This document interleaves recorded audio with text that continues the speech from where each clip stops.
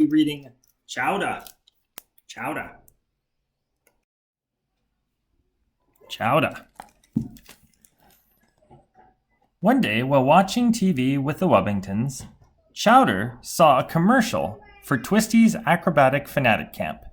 He dreamed of going there, but Twisty would not allow dogs. So, Madge and Bernie turned to a dear old friend for help.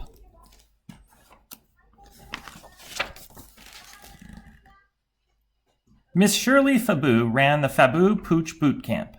Her specialty was turning beautiful dogs into fabulous dogs.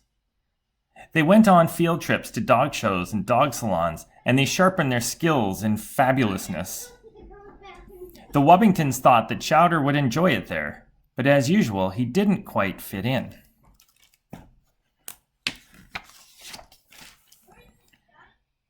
To Chowder, all the other campers looked the same. They were all beautiful and had good manners, and they all seemed unbelievably boring. He tried to get the other dogs to loosen up by inviting them to play. But fancy campers always had more important things to do. Chowder knew they were just avoiding him.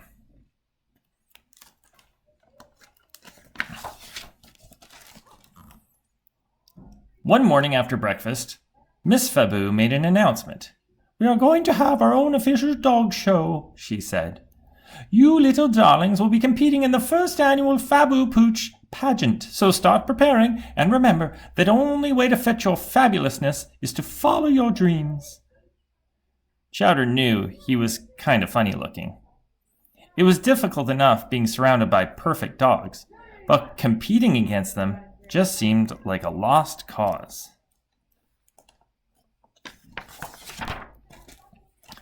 "Oh, and I almost forgot," added Mrs. Faboo. "The winner will get a 1-year supply of delicious snuff snacks." Now she was speaking Chowder's language. Snarf snacks were a true doggy delicacy.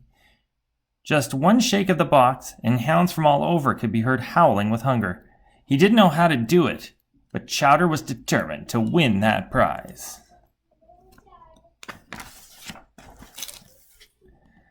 The campers got right down to business. Lola spent a few weeks working on her toothy grin.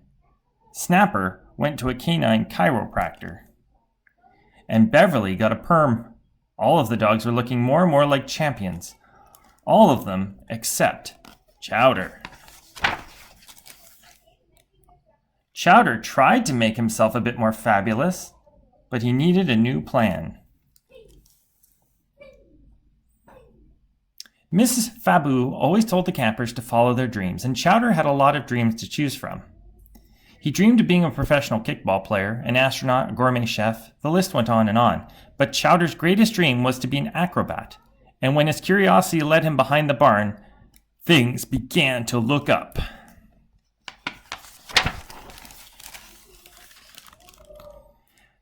It was love at first sight. Chowder climbed out onto the old trampoline, brushed it off, and began bouncing around. He was a natural. While Beverly was primping, Chowder became one with the trampoline. As Snapper perfected his posture, Chowder studied the great masters. During one of Lola's many flossing sessions, Chowder tried to lick the moon. It's a beautiful thing. Before they knew it, the day of the Faboo Pooch pageant had arrived. Droves of dogs and people from far and wide came to see the up-and-coming canines in their first competition. Even Chowder had a few fans in the crowd.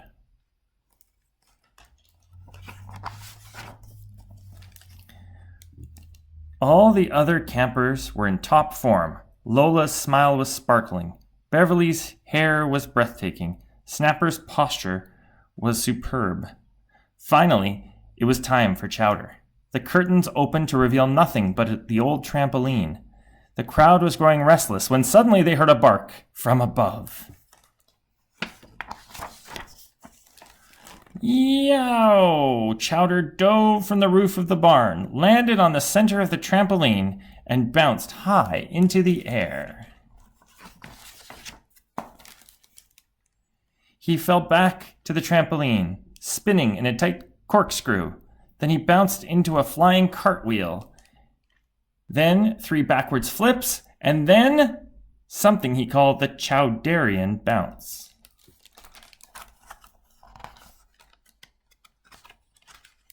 Oh man, this is so exciting, and I can't even turn the last page.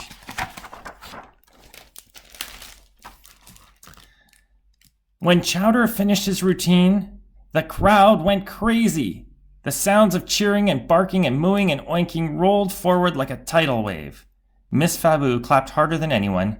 "Chowder," she said. "That was so fabulous," she cheered. The judges loved Chowder's bounce-tacular performance.